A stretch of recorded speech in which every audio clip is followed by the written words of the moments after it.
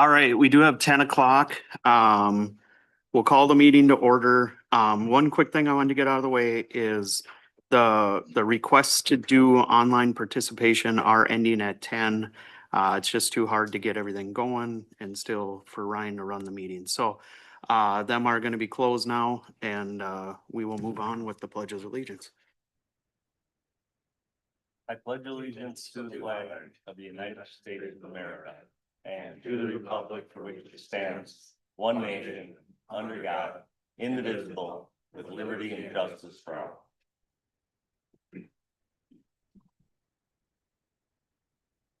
All right, well, I do appreciate everybody showing up today. And we will get going here with the public forum. I'll just read over what we got here today. Public forum members of the public are invited to speak. After being recognized by the chair, speakers should approach the podium and speak into the microphone. Speakers should state their names and limit comments to 3 minutes. Speakers may not share minutes with other speakers. One little thing I did add is let's just keep it respectable and no personal attacks. So we do not have to allow public comment. This county board has discussed that. We do appreciate public comment. We do like the public to be present. So the 3-minute timer will be going. I'll just ask you to limit when we're done at the 3 minutes. So if everybody could be respectful, I'd appreciate it. So we'll start in person and then we'll go to online. So, yep, Denise, you can come up.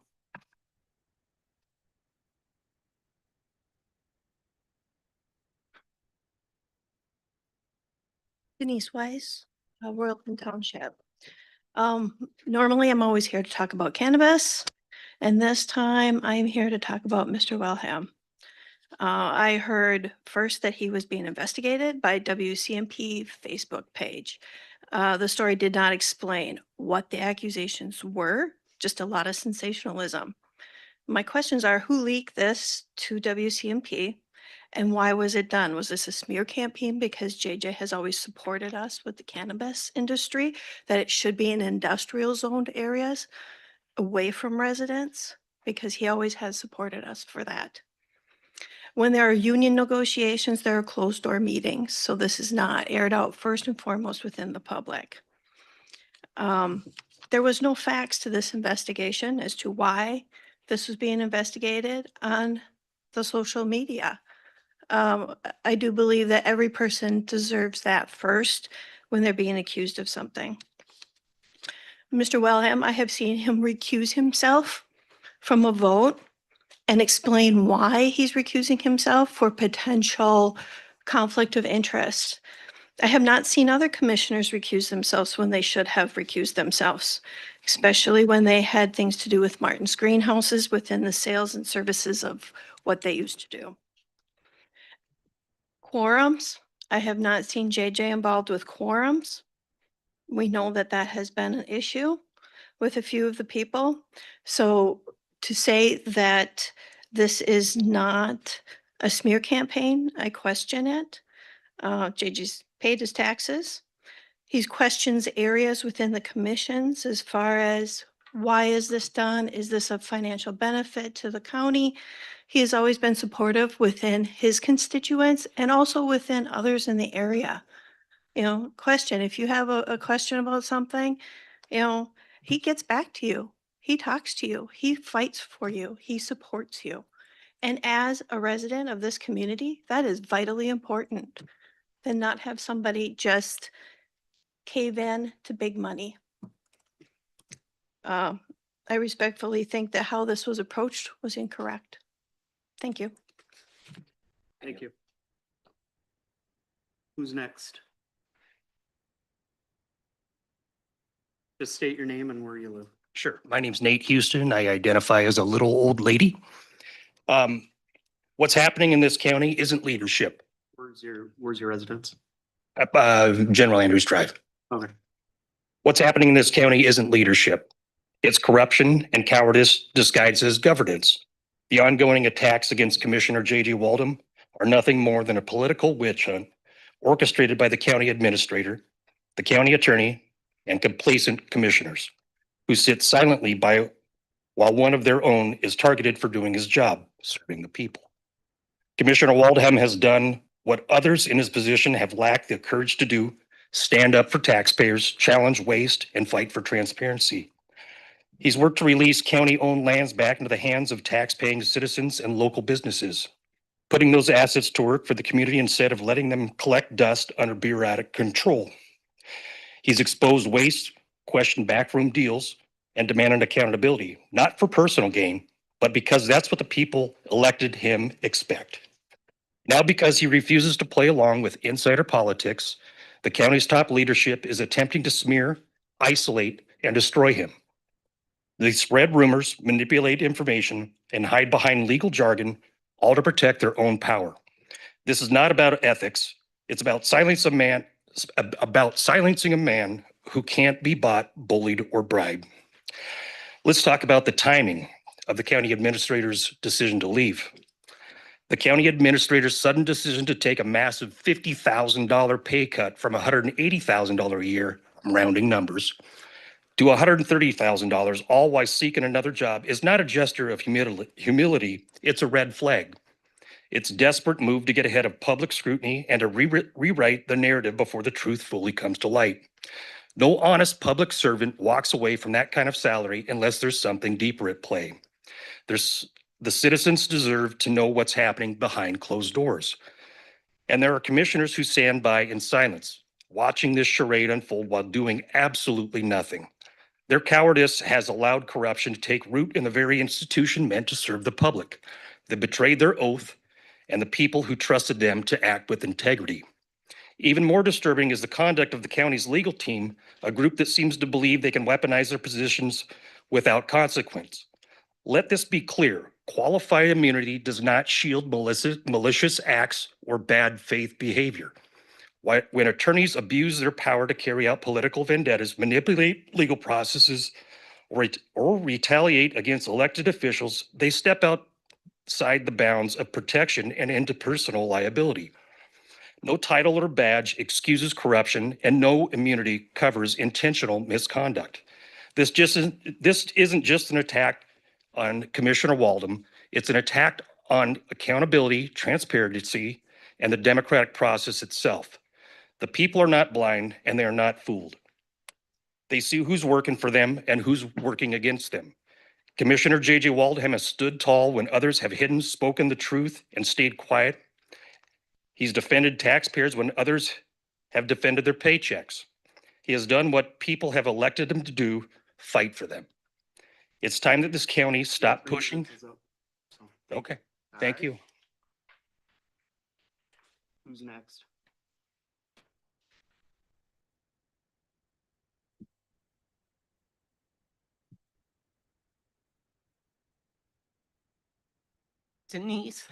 Patrice DeGray, Rutland Township. Denise has papers stand to each of you.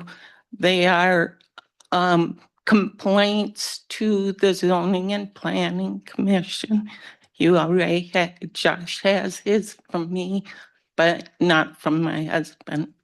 So this has to do with cannabis, and it is something we have complained about and stated facts for a year and a half, more than a year and a half. Actually, JJ is the only one who's listened, gotten back to us, and the only one, you weren't elected at the time, that came to a meeting when everyone was invited. Which was fine. That would have been quorum, but 2 would have been good. The lights are now on, and you'll see pictures of those. The placement is less than 350 feet, which you should have stuck to that. Less than 350. My dad's house is about 275. His shed is 250. You'll see pictures of that. The lights are horrendous, and they are meant for cannabis greenhouses and, or maybe some other new greenhouses. He does run them, the later ones for 2 hours, 8:30 to 10:30. The rest of them run all night, all year round. That is ridiculous. You'll see pictures from our bedroom window at 2:48 in the morning and 7:11 in the morning. My husband said, if I had the curtains open, I would have thought I overslept. And there are blackout curtains, no matter what he says. They're there, you can order them. He should have them ordered already. But you should give him a 2-week limit to get those blackout curtains on. And they aren't too expensive when you can pull in free ways, the electric into the neighborhood, and around $100,000. I don't think the curtains are that much to protect us, That's right. animals, Thank you. and everybody.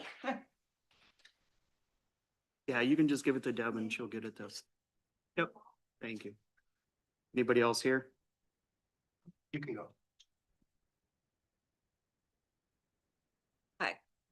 I'm Barb Dreyer from Royalton Township. I live a half mile south of the cannabis operation. I've lived there for 36 years. I moved here because I was looking for peace, quiet, a dark sky. And I had that until last week when all the lights got turned on. So being a neighbor, I went and saw Mr. Zappa the next day and explained, what I saw the night before. I could read a book in my yard, a half mile south. The Milky Way overhead is completely obliterated. The northern sky, mind you, I'm half mile south of him. I cannot see the northern lights anymore. I got an alert on my phone at 2:48 one morning to go out and see the northern lights. This is something I enjoy, something I do, it's a passion of mine. Imagine my disgust and my frustration and my anger at 2:48 in the morning when all I could see were glowing greenhouse lights. When I talked with Mr. Zappa, it was my understanding that he would shut them off at 8:30 at night and they would be off all night. What I didn't foolishly know was I have to be careful of what he does not tell me.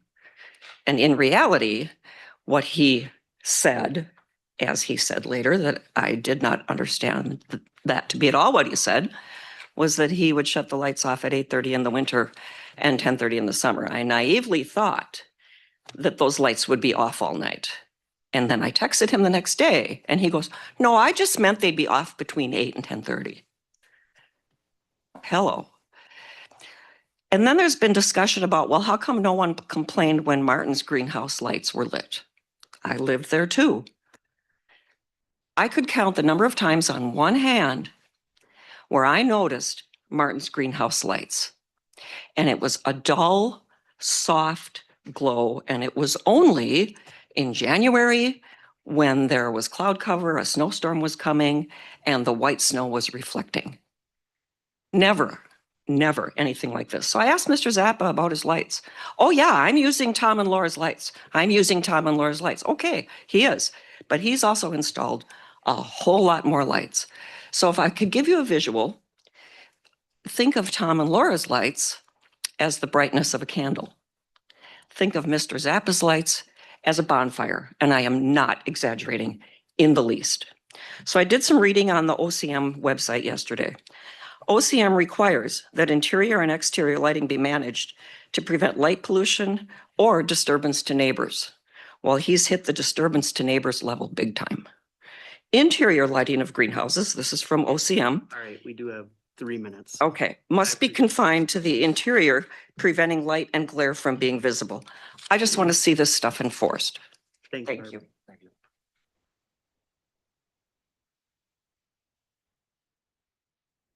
Good morning, Trent Harris, Pine County resident. Um, I'm just kind of winging it because I haven't had time to prepare a speech or anything. What brings me here today is the article that was published online regarding Commissioner Waldholm. I appreciate you guys allowing us to speak up here since it's not a requirement. After reviewing the investigation report, I came to the conclusion that Commissioner Waldholm was performing his job duties that he is required to do as commissioner. The investigation states that he is using abuse of power to influence outcomes. Um, Being in the utility industry and owning a company that deals with transmission pipeline, it brings a question that I have regarding holding people accountable.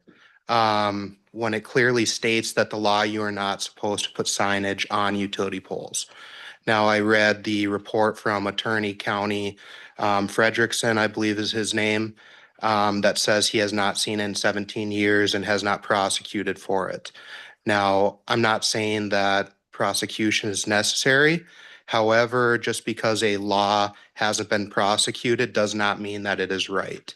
I do feel that this report needs to be redacted and a new investigation needs to be done as Commissioner Waldholm was acting within his job duties and addressing concerns of his peers. Thank you. Thank you, Trent.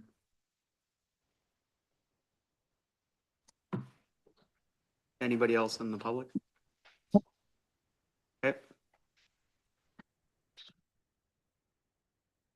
My name is Jeremiah Moore. I'm a Pine County resident, District 2. The reason I'm here today is reading this forum.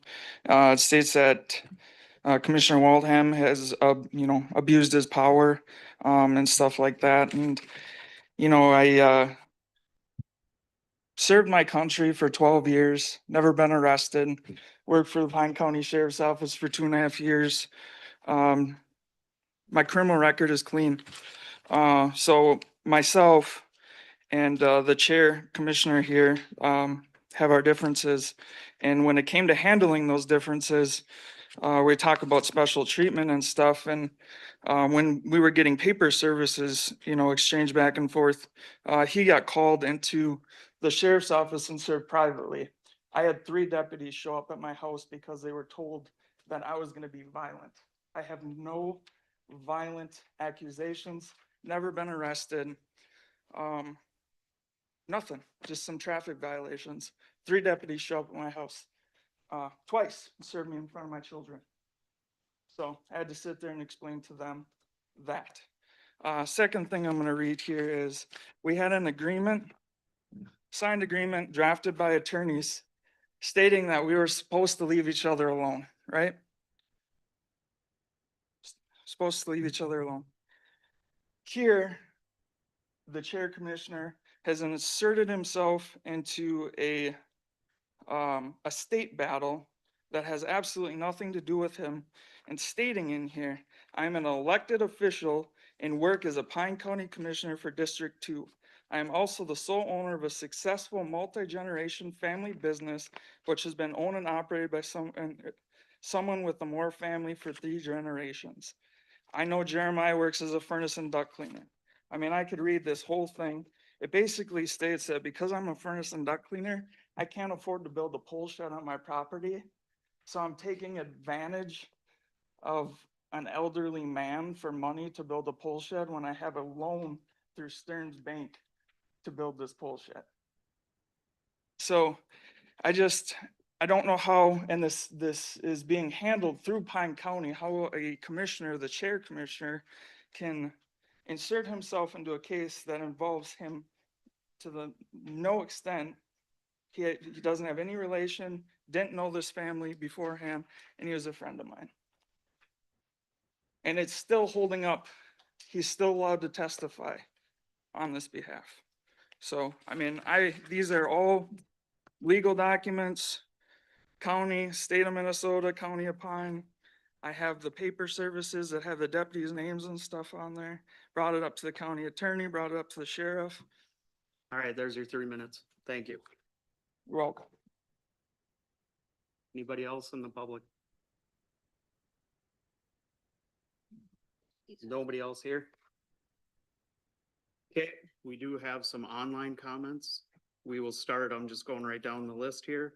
We have a Dan Stark.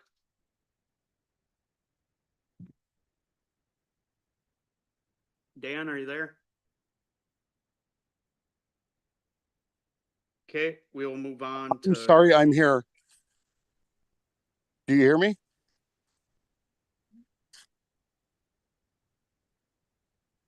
Hello? Julie, are you there? It looks like Dan is available. I'm sorry, I'm not the greatest at this, but I think I got it right. Hey, my name is Dan Stark.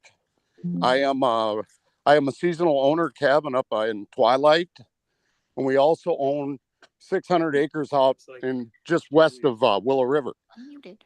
But I have known JJ since the 90s. And one thing, I read through the whole complaint. I'm a retired postmaster, and I was reading through it, and I get it, but it almost looks like it's a witch hunt for this guy. And every time I approached him for any questions. Is this Dan? It is. Okay, sorry, Dan, we weren't getting you through, so we're gonna just start you over, okay? I know One. you're talking, but I apologize. We were just having some technical difficulties, so. Oh, no worries at all. My name is Dan Stark. I have a And seat, where are you from, Dan? Twilight Lane. Okay, Anyways, I've known JJ and the family for years, and we own multiple properties out in Willow River and whatnot. And every time I approached him about any questions, he had nothing but good things to say about Pine County and who to reach out to and whatnot. And I read through the whole complaint. I'm a retired postmaster, and I read through the complaint, and I'll be honest with you, I'm like, as I read through it, I go, this is almost like a witch hunt. And I see something totally different in JJ than obviously you all do. But I just wanted to speak on his behalf because he's always promoted Pine County. And like the other people have said, I want somebody that sticks up for me. And I don't know what's going on with the county necessarily, but I do want to put my 2 cents worth in saying I am so proud and glad to have JJ on my side. And I'll just leave it at that. And it really showed a lot about what Pine County's doing when you read about all of this nitpicky, he said, she said stuff, and trying to hang somebody out on that. You know, I get it. You guys got to do your job, but I just hope, he's been there for me, and I'll just leave it at that. Thank you. all right. Thanks, Dan. Yes, sir. Julie, did we get you back? Yeah, I'm here. Okay, sounds good. Yeah, go ahead. Just state your name and where you're from.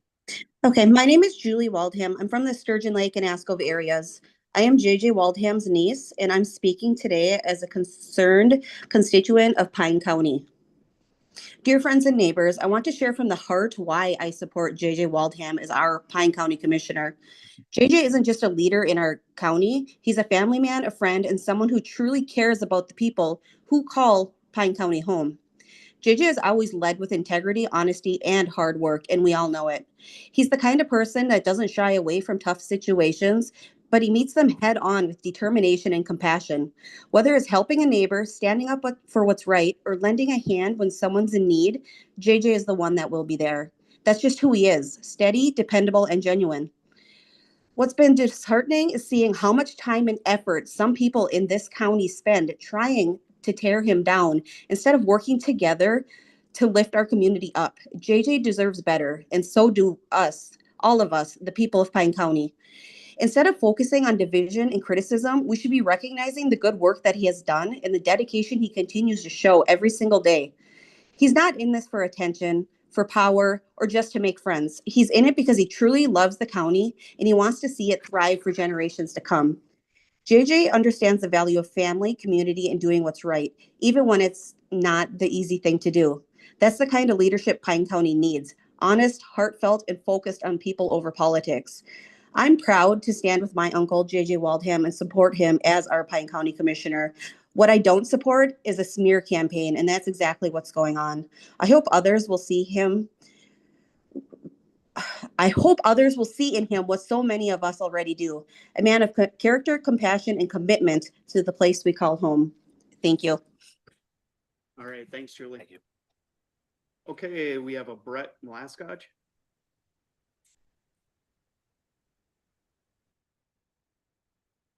Brett, are you there? Or see anybody else online. Okay. Okay. Sounds good. All right, so I think we're done with public comment. And we'll move on to the agenda.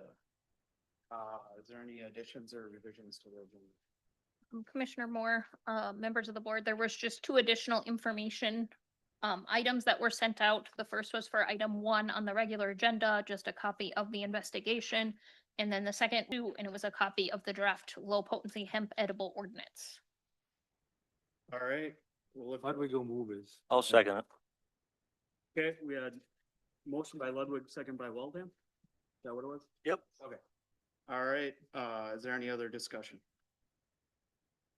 Hearing none, all in favor say aye. Opposed, same thing. Approve the minutes of the October 21st, 2025 regular board meeting and summary for publication. I'll move approval. Good. Motion by Holland. Second. Second by Nelson. Is that what it was? Yep. Okay, any other discussion on that? Hearing none, all in favor say aye. Aye. Opposed, same thing. All right, acknowledge the minutes of boards, committees, and correspondence. Pine County Surveyors Report, October 2025. Pine County Housing and Redevelopment Economic Authority minutes, October 22nd, 2025. So move, Mr. Chair. Ludwig. All right, got a motion by Ludwig, I'll second. second by Waldham. Any discussion on them? Hearing none, all in favor say aye. Aye. Whole same thing. Consent agenda. I'll move the consent agenda. Okay. We got a second on consent agenda. I'll second.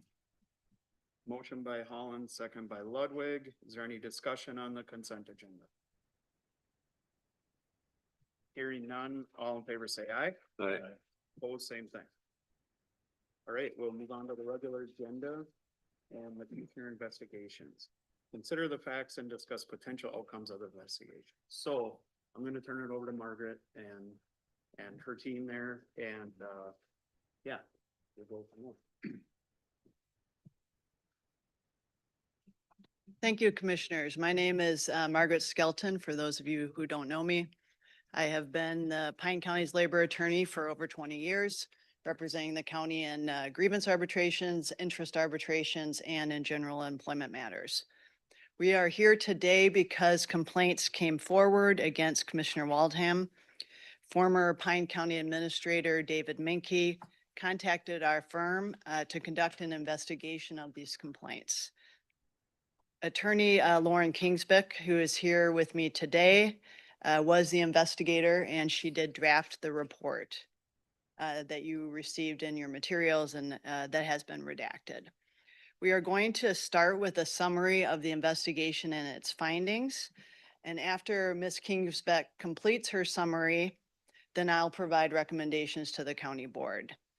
I'd ask that you allow Ms. Kingsbeck to completely complete her presentation before there's any questions that are asked. And so I'm going to turn this over to Ms. Kingsbeck. Thank you.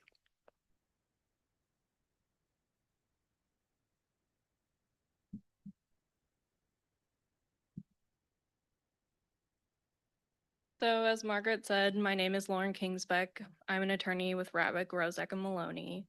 And in July 2025, then County Administrator David Menke contacted our law firm, and I was assigned to conduct an investigation into the claims brought by two county staff members regarding Commissioner J.J. Waldham's conduct.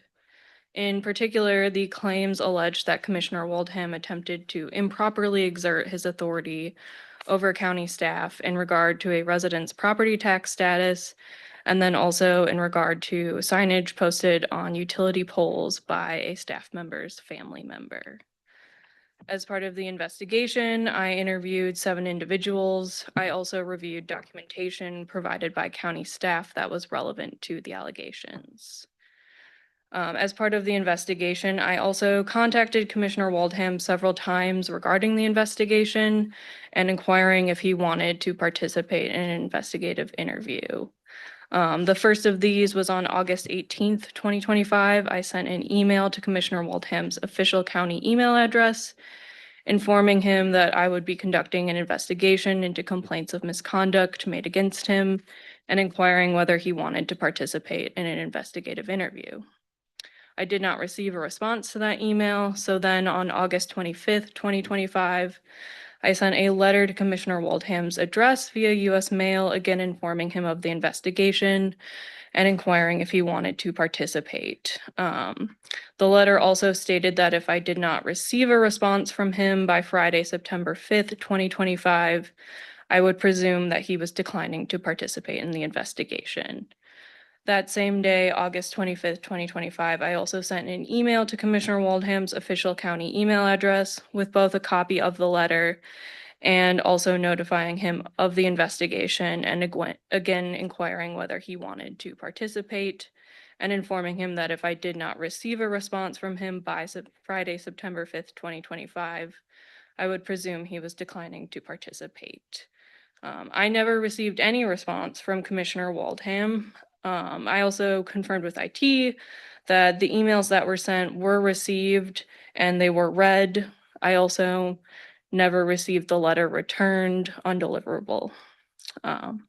Again, like I said, I never received any response from Commissioner Waldham. Therefore, I completed my investigation report on October 1st, 2025 regarding my findings without any input from Commissioner Waldham. The report substantiated that Commissioner Waldham attempted to use his position as an elected official to pressure a county assessor's office staff member to change the property tax classification of a parcel owned by a third party. The basis for this finding includes the following facts. On or about June 25th, 2025, Commissioner Waldham called a staff member in the county assessor's office regarding the property tax classification of a parcel owned by one of his constituents. Specifically, he was requesting that this property be classified as agricultural use. At the time that Commissioner Waldham called, the staff member had already actually spoken to the property owner of the parcel, who was inquiring about the same thing, and informed him that the county would review the parcel for errors in the tax classification. And if there were no errors, then the property owner would have to submit a new agricultural use application, and that if that was approved, the tax benefit would not be applicable until taxes payable in 2027. During this phone call, Commissioner Waldham questioned why the property owner would have to wait until 2027 to see the tax benefit of the agricultural use classification, and he repeatedly asked the staff member to do the right thing. The staff member understood that comment to mean that Commissioner Waldham wanted the staff member to change the property tax classification to agricultural use and apply the tax benefit immediately. Also during this phone call, Commissioner Waldham told the staff member that he was a county commissioner. He questioned how long the staff member had been employed by the county, and when the staff member told him, Commissioner Waldham responded with a comment that the staff member was still in their probationary period, and he also made a comment noting that he must have voted for the staff member to be hired. Commissioner Waldham's comment regarding the staff member's probationary status was perceived as a threat to that staff member's employment with the county, both by that staff member and other witnesses interviewed as part of the investigation.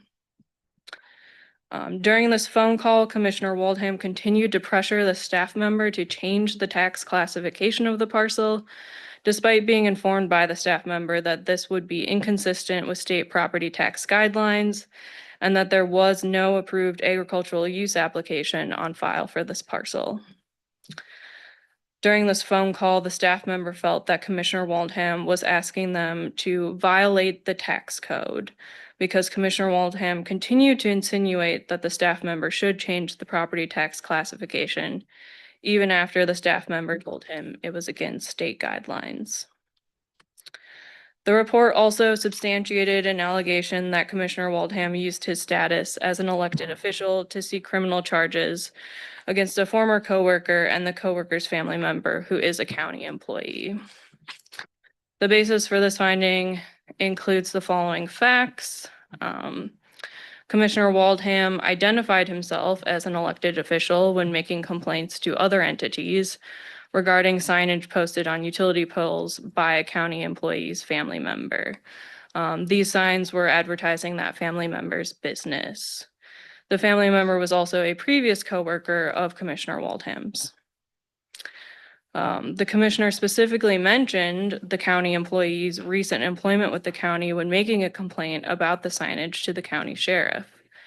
The county employee perceived this as Commissioner Waldham potentially trying to get the employee fired. The county employee was so concerned about this that they informed county officials that they were worried about their employment with the county because of the comments that Commissioner Waldham had made. Commissioner Waldham also specifically asked for this county employee's job description and probationary status. Commissioner Waldham also made a complaint about the signage to the county attorney, who declined to prosecute on the basis that the county attorney believed the complaint was targeting a person Commissioner Waldham used to work with. The county attorney noted that Commissioner Waldham made a comment to a county officer, sheriff's officer, who took his complaint about the signage that the county employee, who was related to the individual who posted the signage, was recently hired by the county and that they would not make it through their probationary period. In conclusion, the evidence supports the finding that Commissioner Waldham improperly used his position as an elected official. All right, thank you, Lynn.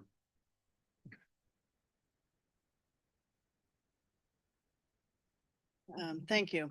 So Pine County Board is now aware of the wrongful conduct of Commissioner Waldham in using his position as an elected official to exert influence inappropriately. From a legal standpoint, individual Pine County commissioners have no independent power to act, except as authorized by a majority of the board.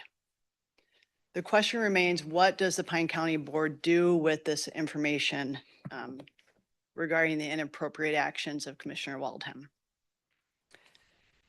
The conduct is concerning as there was, as determined by the investigation, there was an attempt to use the status as an elected official for favorable treatment to himself and others. There's also a concern about the implicit or implied threat, particularly to two different probationary staff members regarding their employment and what could happen to that employment if certain actions were not taken. It's likely that Commissioner Waldham's actions would be found to meet the statutory definition of malfeasance, which is defined under Minnesota Statute 351.14 to mean the willful commission of a wrongful act in the performance of a public official's duties, which are outside the scope of authority of the public official and which infringes on the rights of any other person or entity. So in determining what to do with the malfeasance of Commissioner Waldham, the board has a few options. One option is that the Pine County Board could remove Commissioner Waldham from committee assignments. Committee assignments and assignments as an alternate to those committees are a privilege, not a right, and removal would signal that the county board disavows the conduct of Commissioner Waldham. Another option the Pine County Board has is it could by resolution censure Commissioner Waldham for his conduct. As part of the censure, the board could direct him to refrain from further attempts to direct county staff inappropriately and disavow his conduct. The Pine County Board could by resolution censure him and could direct him not to seek or accept preferential treatment for himself or others by virtue of his power as an elected official, his position as an elected official, excuse me. The resolution could also disavow Commissioner Waldheim's conduct to extent his conduct constitutes malfeasance. There is a concern here that this conduct, if it continues, could result in liability against Pine County, particularly since the information is now known by the county board. And so because this information is known and there is potential liability, we do recommend that some action be taken by with respect to the findings of this investigation. Thank you. All right, so, a couple things, I'd just like to say is, this was not initiated by the county staff or by the county administration. This was brought to them by two county employees, right, as a complaint. That's correct. I should have stayed up here. Yeah. And that was just a key question. So when the second one arose, then they both showed up about the similar time, I believe. And, when they arose, then that's when, this administrator, and HR had brought me in to see about what the next steps are. And then the next steps were taken with you and your firm. So, I just want to make that clear that this wasn't any of us going out looking for this. That's correct. There were written complaints that were made. Yep, okay, sounds good. Any questions pertaining to this, from the county board? Yes, I do, Mr. Chair.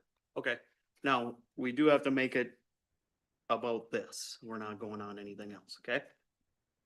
Correct. Yep. Okay, looks like she's had about 12 minutes and 50 seconds. I have pictures if our IT department can pull them up. I have a site he could pull up. I was asked to give a link to a site. I have that. I gave in to the county pictures. But first, I would just like to read this. It has come to my attention that one of our employees thinks their job description is to declare war on the county board. Issues were brought before this board to the county administrator, who failed to act, and the employees responsible to find resolution. Rather than addressing the issues and concerns, they chose to fabricate a response by orchestrating a biased investigation for the purposes of damaging the reputation of a commissioner. This should not be tolerated by this board. I've been elected to represent the constituents of Pine County. When I got a call that they are not being dealt with properly, I will without question bring it up to the staff member responsible and get to the bottom of it. Bank on it. In this case, I have lost confidence in their job performance and questioned their apparent need for retraining. As was reported, one of our employees felt harassed when I questioned their reasoning for denying a tax status that had detrimental effects on my constituents' livelihood. Harassment is a legal term. The definition of harassment is as follows. It's Minnesota State Statute 609-748, single incident of physical sexual contact, a single incident of harassment under section 609.749, subdivision 2, clause 8, a single incident of non-consensual dissemination of private sexual images under section 617.261, or repeated incidents of intrusive or unwanted acts, words, or gestures that have a substantial adverse effect or are intended to have a substantial adverse effect on the safety, security, or privacy of another, regardless of the relationship between the actor and the intended target. I deny harassing anyone. The simple fact that county dollars were spent on an independent investigation witch hunt, which as this points clearly to a predetermining vindictive attack by a former county administrator on a county board. Unfortunately, and I will use the term loosely, the professional they hired clearly does not understand the meaning of the word harassment, as they made a pathetic attempt to substantiate the bogus and vindictive claim. Without question, they have exposed themselves to a defamation claim, the extent of which is not covered by their errors and omissions insurance. I will handle my response to them privately. Ultimately, this entire charade ended in an epic waste of county taxpayers' money. Who authorized this investigation? Who authorized the expenditure of dollars? Was this brought before the Personnel Committee? Was the process followed? Of course it wasn't. And why? Could it be that their agenda would have been exposed, this agenda to undermine a fellow county board member? In effect, their actions have created a hostile work environment, one in which employees will feel fearful of their actions, good or bad. As it relates to the complaint that I blew the whistle on a person who posts signs on the road right away, that is absolutely true. When there is a clear violation of Minnesota state statute, in this case, in part ownership by one of our own employees, it doesn't look good on Pine County. Quite honestly, it brings disrepute on the county as we allow our employees to engage in conduct while enforcing the law on our constituents. And two, I may choose to file a police report. I will do so as I see fit to ensure that this conduct is well documented and followed up on. Let me summarize. I was not elected to make friends. I was elected to represent my constituents, and I will do so until I no longer hold this position. Any employee that tries to distract me from the work that I have been elected to do will be met with a genuine desire to understand what forces, policies, or the way we have always done it excuse could possibly be at play. If employees are unable to withstand the level of oversight, perhaps this isn't the job for them. I will not substantiate in an environment where the government lords over the people. It is government by the people, for the people. And this notion that the constituents should not have a voice through their elected representative or directly to the employees they pay for is beyond ridiculous. Tyranny will never prevail under my watch. And from a legal standpoint, the report by your hired investigator fails to state a couple of important facts. One, as a county commissioner, I am not a supervisor over employees of the county. I have no standing to hire, fire, or discipline employees. I can comment on, express my opinion, and report concerns of people in the county that bring issues to my attention. I try to be responsive to the people who choose and chose to elect me. There is no citation in the report to a standard that I have violated. I ask after all this, after all this, how much did the county pay for a report that led to nowhere? There is no mention of any code, statute, rule adopted by the county that I am accused of violating. I find that very telling. This investigative report also seems to criticize my comments about individuals or businesses posting private messages and signs on utility poles. Minnesota State Statute 173.5.15, also known as the Minnesota Outdoor Advertising Control Act, states advertising material cannot be placed on public utility poles. That is a very clear law. So our county attorney has decided not to charge a violation because he doubts some little old lady or ladies from Willow River was the originator of the complaint. There is nothing in the law about utility poles that allows advertising material to be put on poles if the county attorney has questions about the source of the complaint. The source was a little old lady, but how does that matter? And why is the failure of the county attorney to charge a violation of Minnesota law my fault, as the report seems to suggest? I'd also add, it's a safety rule violation. Can't help my 30-some year career trying to keep people safe and So, from getting, it's Commissioner, a safety rule violation. The one thing I would say with respect to, we're here today to talk about the results of the investigation. And you did have an opportunity to be involved in the investigation and you declined that opportunity. I'd like to bring the pictures up, Mr. Chair, that I had sent in today. I think Margaret was talking. Yep. Yeah, so Oh, and, just a couple- and so was I was talking. Thank you. A couple more points, though. There was no finding of harassment in the investigation. The county is required to do an investigation when claims are brought forward by employees in order to find out if there was issues that the county needs to deal with respect to those complaints of the employees. Failure to address employee complaints would be a liability problem for the Pine County. Mhm. The issue is not that you thought an employee wasn't doing their job, which you certainly have the right to think. It was not that you brought a police report. The issue was that you used your position as an elected official to exert influence inappropriately. And you did that by seeking Pine County staff to change a tax parcel classification to agricultural without going through the appropriate process. You did that by seeking Pine County staff to apply a tax benefit immediately when everyone else and the code requires that you wait 2 years. You did that by attempting to intimidate a Pine County employee to take a tax classification action that violated the requirements by referencing that employee's probationary status. You did that by making a complaint to the sheriff's office about a former coworker, and bringing up the fact that you were an elected official. You did that by referencing that that coworker's wife was a probationary employee at Pine County. You did that by asking about that coworker's wife's probationary status to Pine County officials. And you did that by seeking that the Pine County attorney prosecute a former coworker of yours and appearing to misrepresent that others were making the complaint.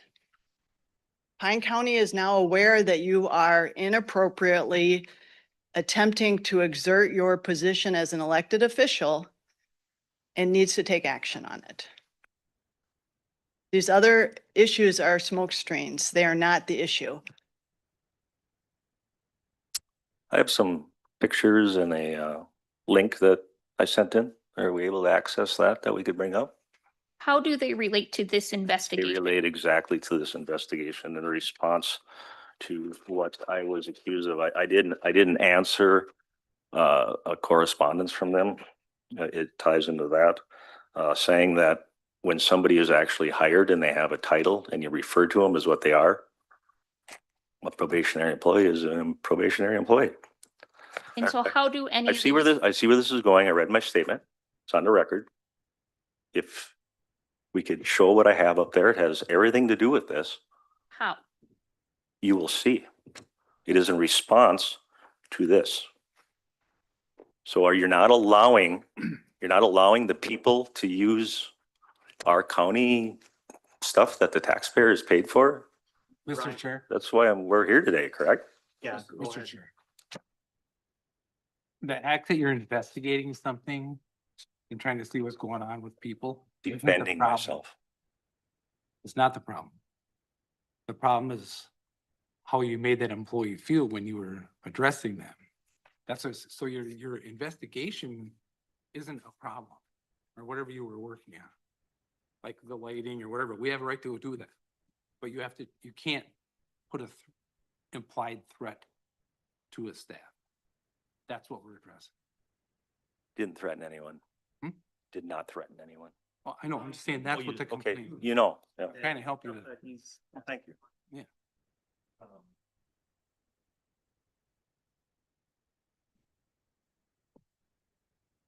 So there's a significant amount of emails you sent, JJ. For example, what one would you like to start with?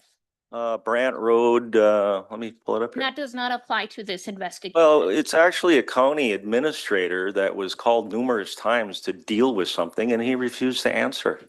We're having a trial here. But that's not what we're talking. But you just gave me an opportunity to say it publicly so people actually know.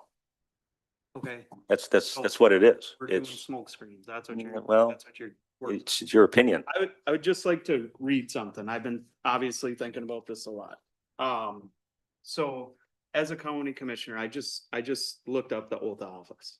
And part of the oath of office is that I've taken 3 times is, do I solemnly swear to affirm that I will support the Constitution of the United States and the Constitution of the state of Minnesota, and that I will faithfully discharge the duties of the office to my best judgment and ability. Okay? That is our job as county commissioners. In that Google search, it also came up, what does a county commissioner do? The Board of Commissioners is a general administrative body for the county government. Commissioners have a major of responsibilities that include making decisions to make the county a better place to live. I will highlight that, and work. I will also highlight that. Individual commissioners have no power to act independently. That is the key here. You are 1/5 of a board member. So the county board has power, but no commissioner does, okay? I just want to make that clear. So does any of the stuff that you want to provide to us have anything to do with the accusations that were made? This stuff was brought to us as a county. Like Margaret said, we have to do something about that.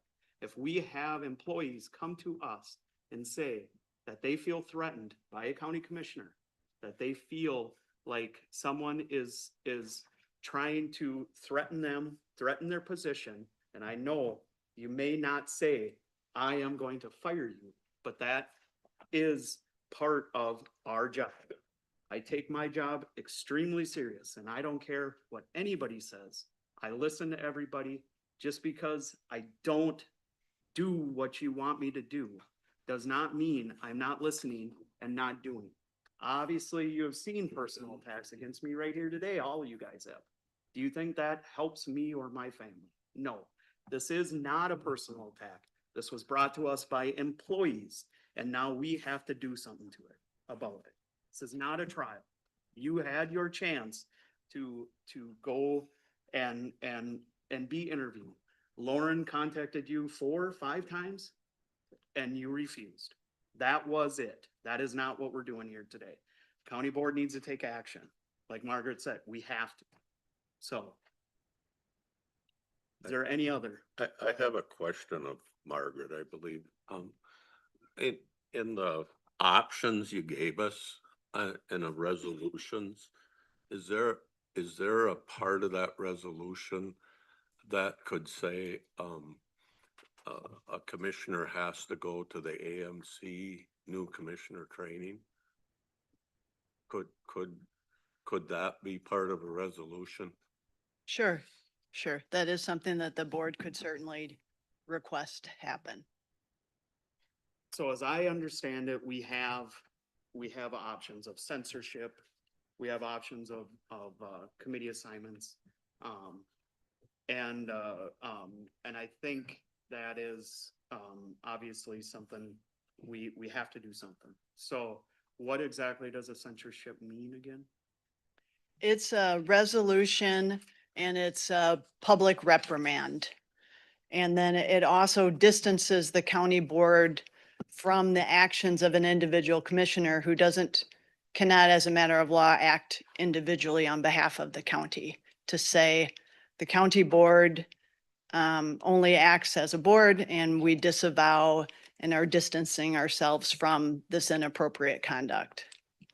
Okay, so essentially it's separating ourselves. So, because we could be on the hook for or being sued by the county board could. That's correct. Yeah, so by an individual commissioner, so of what they do. That is, I think, real for us. We have all been involved in lawsuits to the county, and that's us. I think it's our responsibility to minimize them potentials, I guess. So, and this is clearly a couple of violations of that. So, does anybody else have any other input? Yes, so we're not gonna show anything that I've You sent in. You have not explained how they're gonna help the 2 The accusations. picture speaks 1,000 words. What's that? The picture speaks 1,000 words. If you don't want people to see what has been going on, that's Have 'em? your choice. So what is it? Well, one of them saying that I didn't respond. I didn't have to respond. I can clearly show you if you pull up Brant Road Pinky, the picture of what happened there. He doesn't respond to people. We're not talking about anybody Oh, else. okay, We're talking okay. about you, Okay. correct? All right, related to this, Your action. related to this. Yeah, okay. Is it related to this? I don't know how many more times I can answer it. I read my statement and It's a matter of public record, so. But- You don't have to show it. But somebody else not responding is not what we're talking about here. We're talking about yours. Okay? You had your opportunity numerous times to respond to these allegations, to be interviewed by Lauren, to state whatever case you wanted to state. You had that opportunity. This is not that opportunity. We are here today to deal with the outcomes of this investigation. Is that any, can I make it any more clear? I read my statement. You can carry on. Okay, I'm not gonna look at it. so if you want to provide a picture, you want to pull it up on your iPad, that's fine. We can look at it. Nobody's saying you can't. You just, You sent 50 some emails last night. What of that do you want us to look at? that's not the number of emails. Okay, but I'm asking you, what is it? It's not the number of emails. Show me the picture. I'll see the picture. Text it to me. Put it on your phone. I'll look at the picture. We can all look at it. What is it? Can you explain it? I have. I read my statement. Do you want Ryan to go through every email that you sent? Is that what you want? I read my statement. That's it. So just keep, Hey, all right, keep. this is normal. Okay, got it. So we do need to make a motion. I don't know. Does anybody else have anything else to say?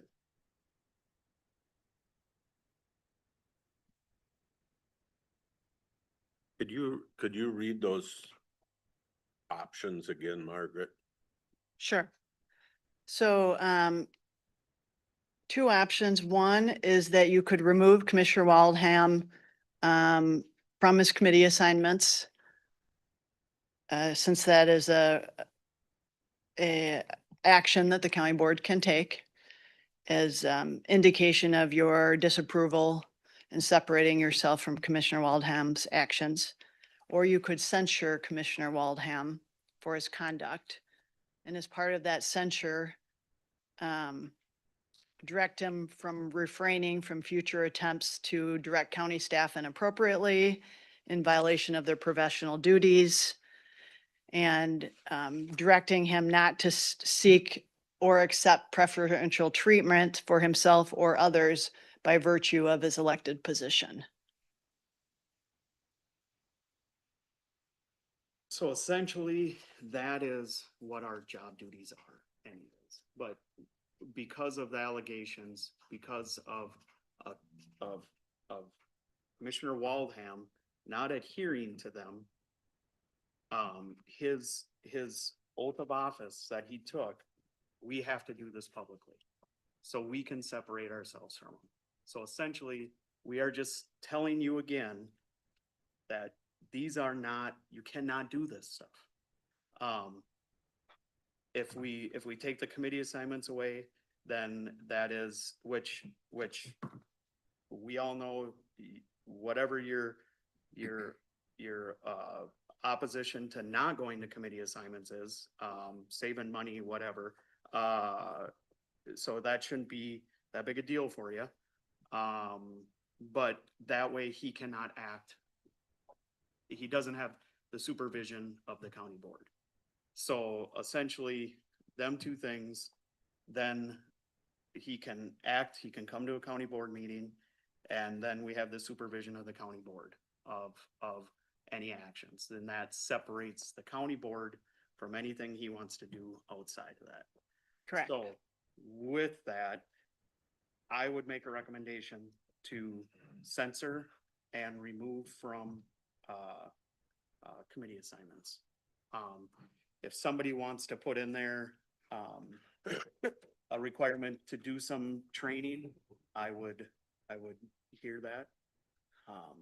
Mr. Chair, Yes. I was just thinking about the in-county commissioner, the ones that are inside. There's always another commissioner there. Okay. Could he still sit on those? That's up to the county board. Yeah, well, we can Yeah. design it that way. How about the out ones I get where you go solo? Okay.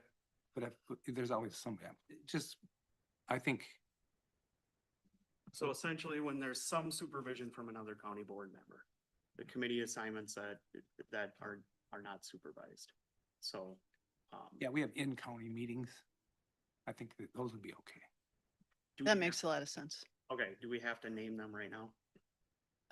No, you could just make a resolution indicating what your intent is, and then the resolution would indicate what assignments those would apply to.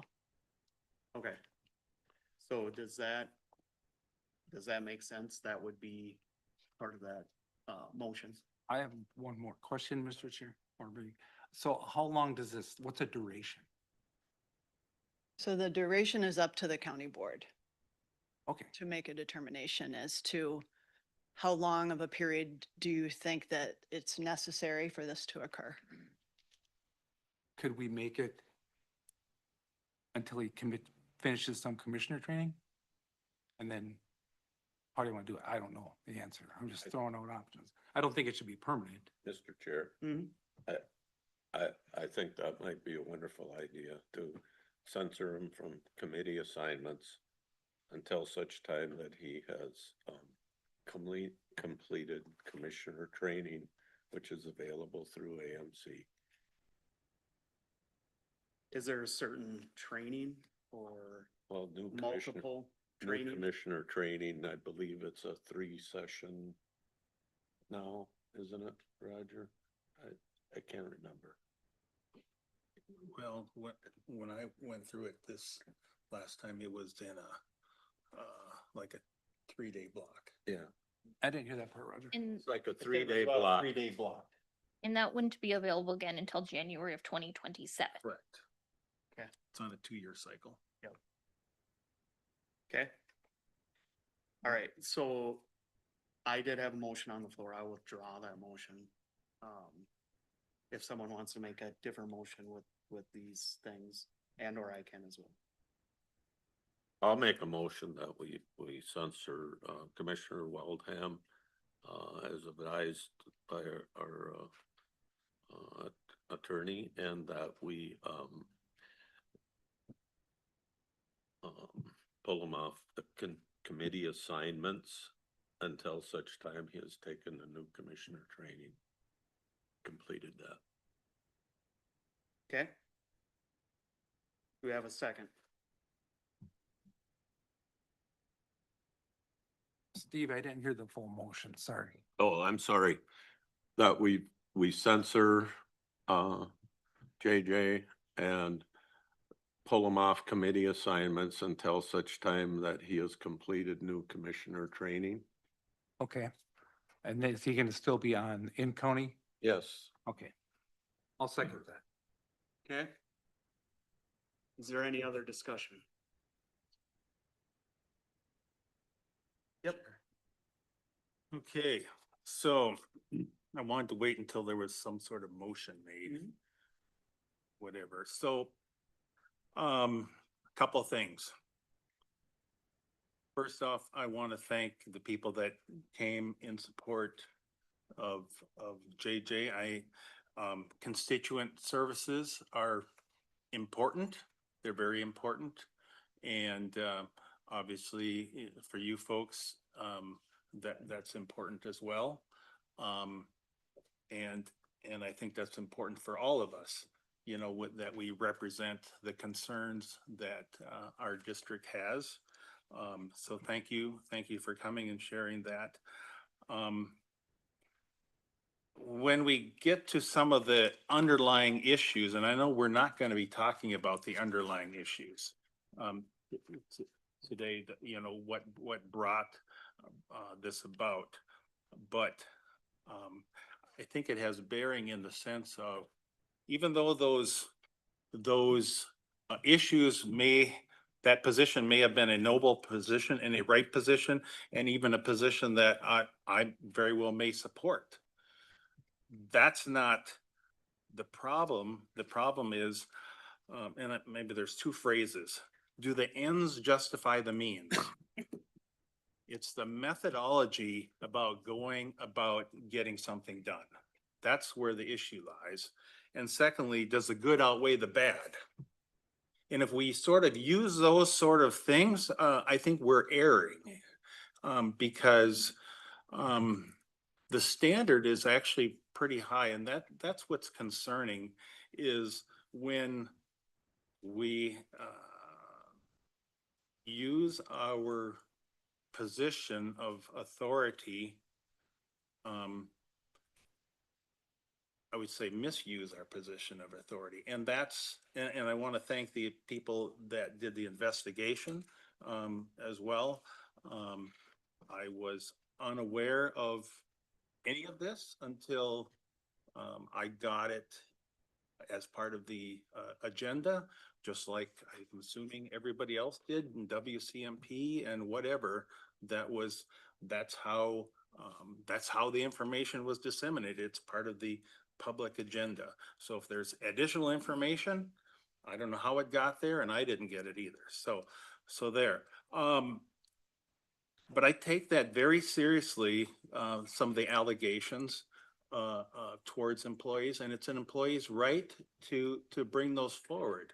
And particularly and I know it wasn't harassment, but using your position as a intimidation or to influence, to make them feel like they need pressure to do something that is clearly unethical in the sense of the tax change classification. I mean, there's a clear process, and we just can't subvert that. So for all the good that was done, when you go down that narrow lane of bad, I'm sorry, that puts you in a different category. That's the problem.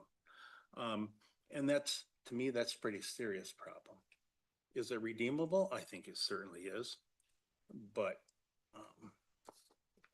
so, I mean, it's not necessarily something I wanted to see, but I think moving forward, I guess I'm going to support this resolution. And I think I have a good working relationship with every one of the commissioners.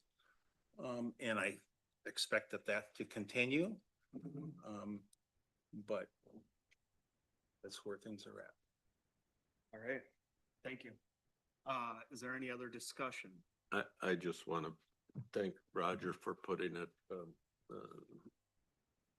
the way I think that's how we all, when you deal with the public,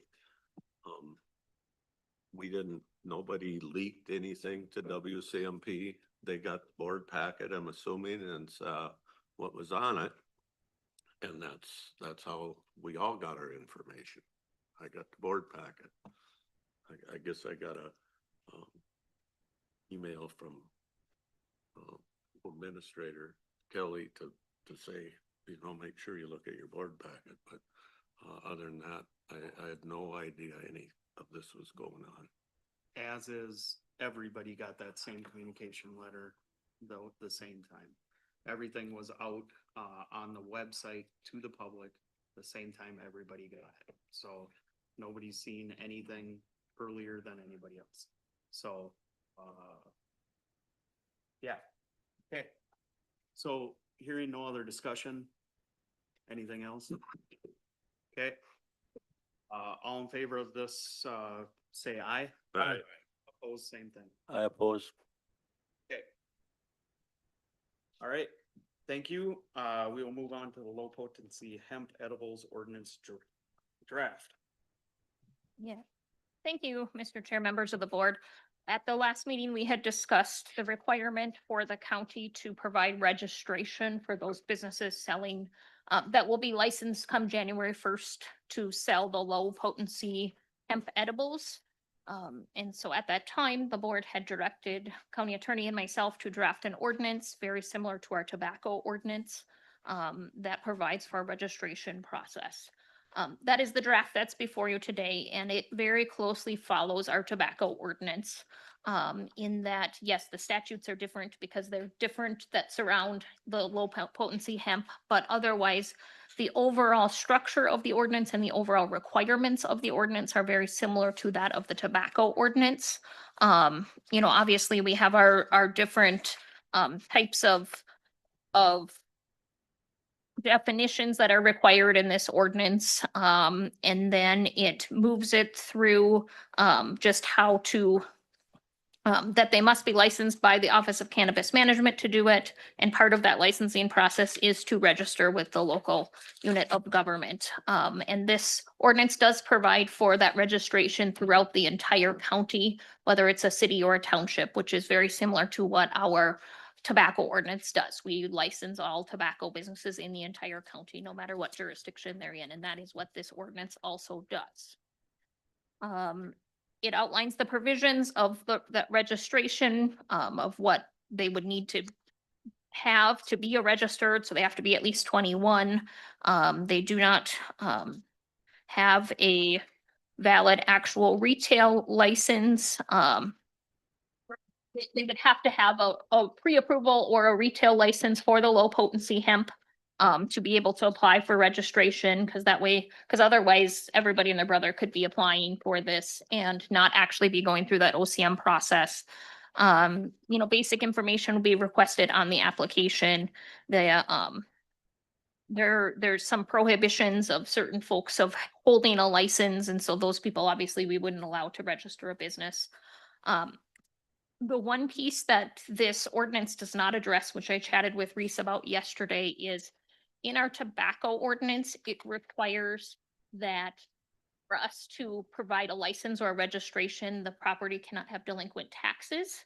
And that was something that I had asked Reese about, if that could be in this ordinance as well. And he stated that yes, that would be acceptable for that to be included. So that is not currently included in the draft, but if you would like to see that as we move forward to public hearing and potential adoption, we could add that. It goes over the just general prohibited sales and other restrictions such as the packaging, the age requirements, proximity to youth-oriented facilities, child-resistant packaging, all of that type of stuff. And then it also outlines the compliance checks requirements, which, as I had stated, most of these businesses that are going to be seeking this registration already have either a tobacco license or a liquor license. So there's already compliance checks happening at those businesses. But that just highlights that as part of the registration, we are required to do those compliance checks, that they are following all of the regulations on who they are selling to. It provides for just the violations and penalties on what we do if someone is not following it, and provides different options and different avenues for that. Are there questions on the draft? Comments? And this is just, it's gotta still go to a public hearing for final adoption. So this is just, Right. if anybody's got any questions or wants, looks at something different. I got a question. Yeah. Unless I overlooked it, is this gonna be any, the taxing on this, like other, which one was, It'll be set by us later. yeah, but like for the sales tax, is it any special or any different sales tax separate that the county's gonna impose, or is it gonna just follow? Right, so we don't have any authority to impose a special tax that we're trying to assert. Other than we will add our county tax onto it. Right, just our transportation half-cent. Okay, thank you. Any other questions?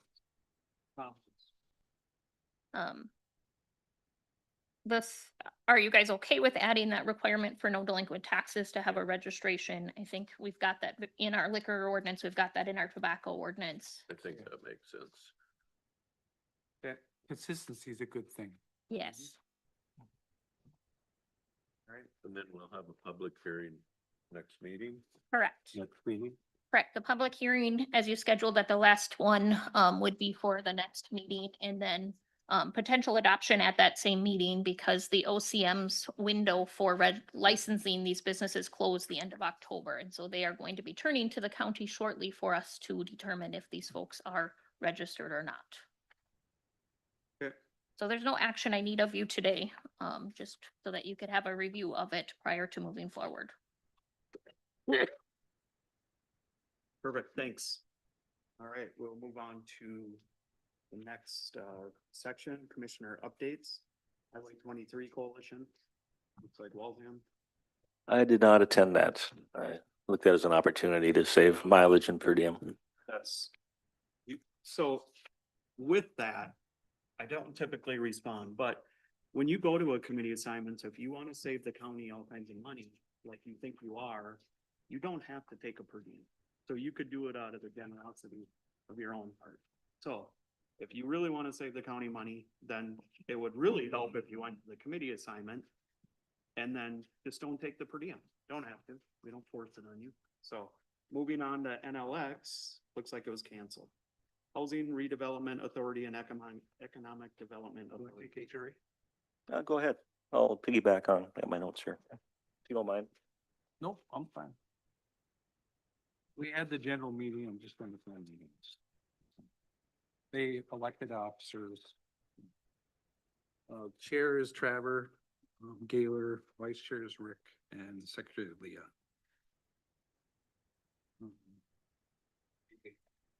Designated depositories, Northview Bank, Franklin Trust and Bank, and Wells Fargo.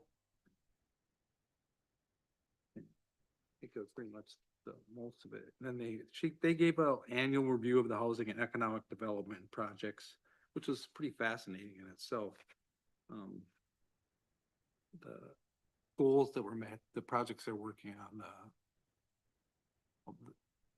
they contributed to this renovation of the old school and some other projects too. So go ahead. Anything else? No, go ahead. I'm trying to find the minute. Oh, okay. Yeah, that's as Commissioner Ludwig had said, and also I was called out from the Economic Development Coordinator for my help with the Willow River Daycare, getting them their funding finalized for some grants and payments they were eligible for.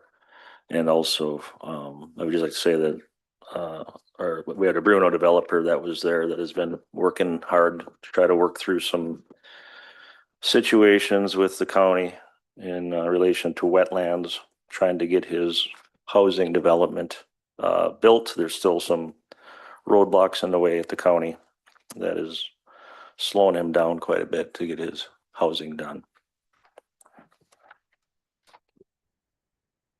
That it? Matt, you anything else? That's it. The rest is just their budgeting and stuff was fine. They're doing, their finances are sitting good. If you want the numbers, I can give them to you, but Yeah, we can look at it as we go. School, county, Palm Technical, Community College meeting. One and else. And it was so long ago. Can I remember all that? I think you, Steve and I and Kelly were there and Becky and Denise. Becky and Denise. I think the highlight was Becky talked about all the correlation we have between the county and the schools and the kids in the county with you know, the SNAP program and the MFIP and the 4 major funds anyway that possibly can get pulled apart with the federal shutdown and how schools are gonna have to deal with some of that with the backpack programs and the food shelves and how the county has to deal with that. And then Denise talked about emergency management system. So there's a meeting. Do you remember the date? Anyway, today. I think it is this afternoon. All the entities that need to get I call it pre-registration. So if there is a disaster, a flood, a tornado, whatever, their paperwork will be in the works and they will be part of the disaster relief program. Maybe the last thing, we did have a presentation from Justin Jans from ECE. Yes. And he talked about, Yes. again, fiber and their role in that and pushing forward. So it was good to hear that right from the CEO, so. Yes, and it's something that's been a big part of the county, getting those, border to border grants, help shepherd some of those through that, Midco and ECE, have obtained, and the work is getting done. It just takes longer than you can imagine, but, hopefully. Okay, do you have anything there? No, I think we had a good discussion on the paid family medical leave. And I hadn't really thought through the difficulties the school and the college will have with that. Like at the college, if there is a class that has to have a certain certification of instructor, and then there's a class of 30, and then that instructor goes out on paid leave, what does this college do to backfill that class? And it really puts them in a very hard spot, and same with the schools with that paid leave. Okay. All right, local park connect. Kelly and I have been meeting with a local developer about, I can't say a lot till the deal is done, but, it looks like, he's probably gonna donate some land that is adjacent to, facilities the county has, to put in a little rest area, along the bike path. So, hopefully in the next, few weeks, we can move forward with that. Okay. Township officers meeting.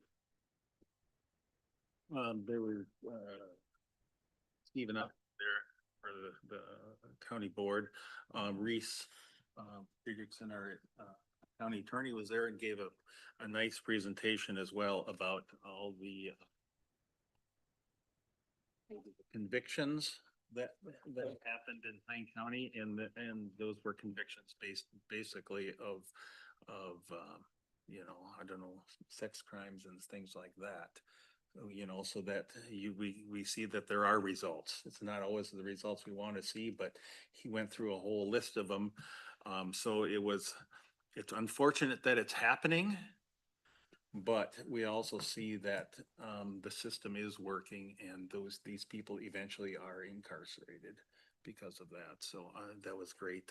We did talk about our budget. We talked about, again, Health and Human Services, the SNAP thing, and that wasn't going to happen. There wasn't. It was a relatively short meeting compared to normal. So, so Not an election year. no. Okay, Snake River Watershed Plan Partnership was canceled because we didn't have nothing going on. Lower St. Croix Watershed Partnership. We did meet last Monday, reviewed the plan because of the way the entity is organized. The plans have to come to the policy group, and then if there's any changes to those plans, they gotta come back to every entity that's a member, and we have to approve them, and then they go back for final approval. But no major changes, no, in the work plan that we've approved for now. And they're doing some really neat stuff in the lower end of the Lower St. Croix right now. We did remember a year ago, we did a lot of work at the headwaters up here in the Rock Lake area.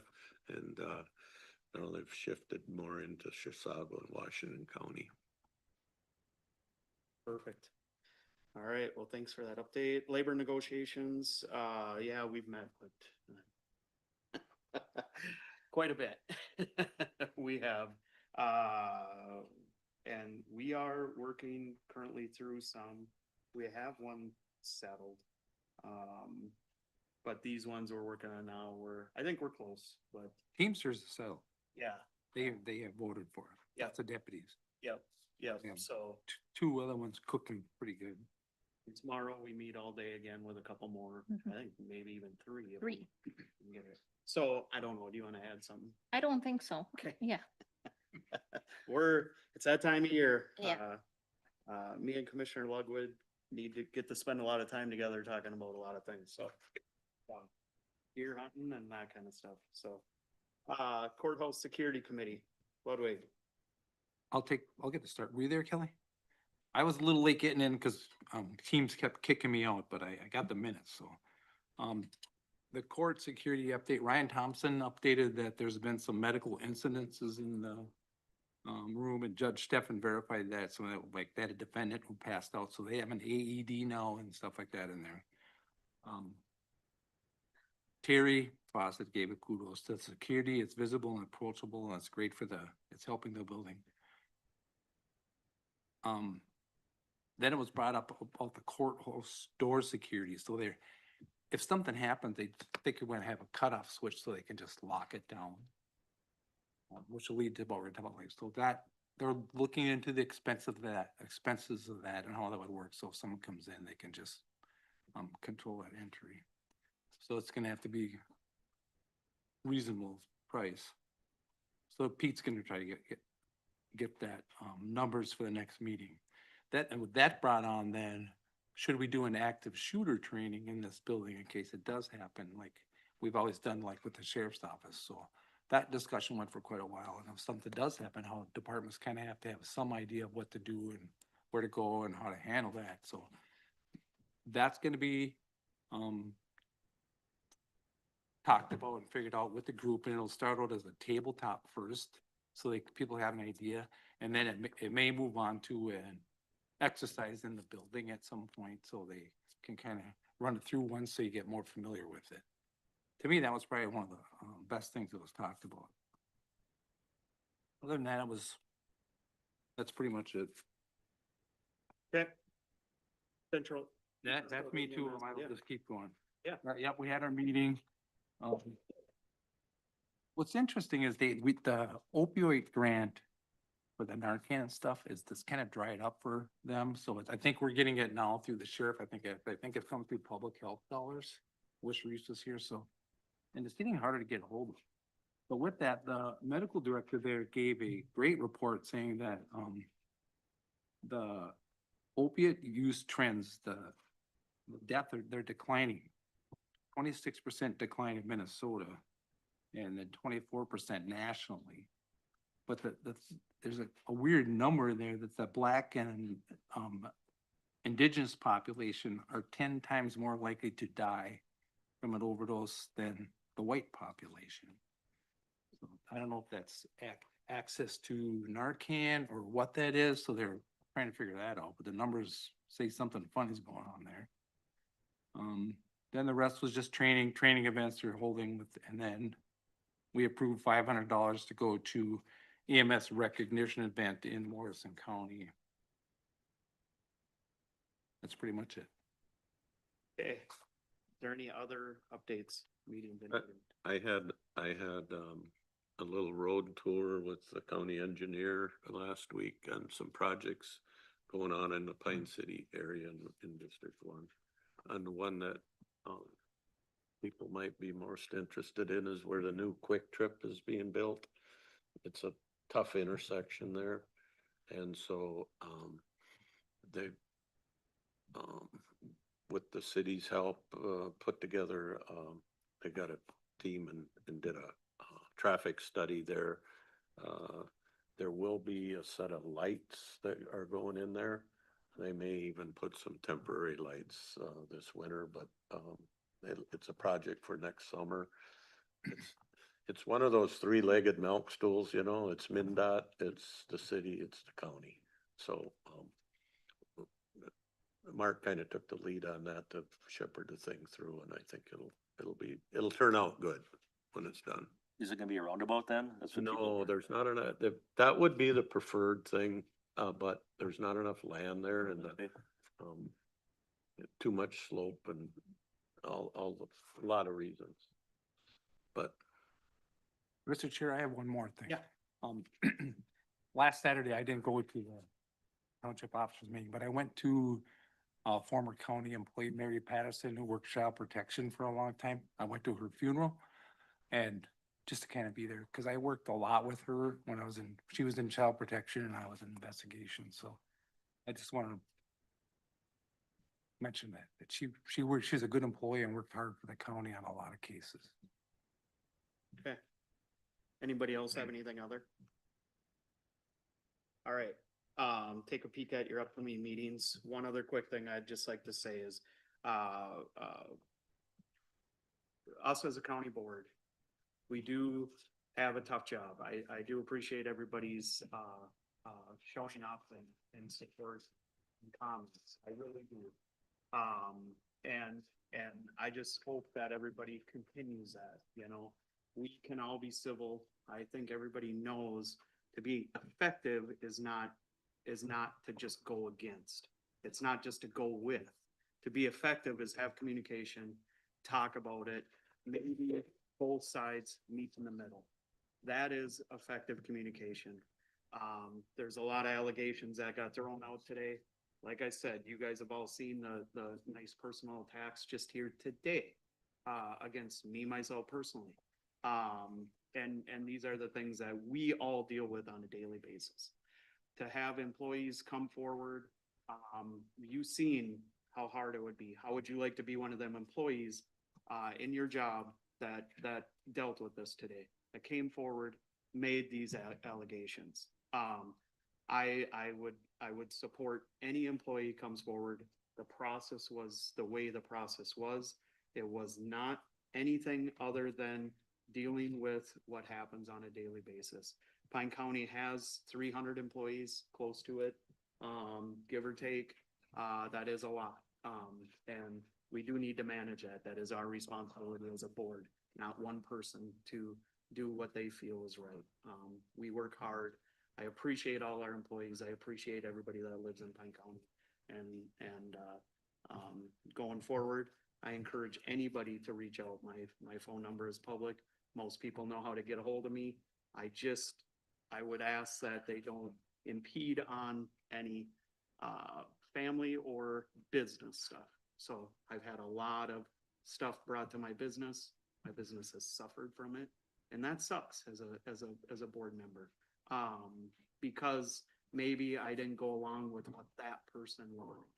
I just hope y'all know that I take it all personal, or I really appreciate it all. And sometimes I just can't agree with you. You know, we have to do what we have to do. So that's all I gotta say. And with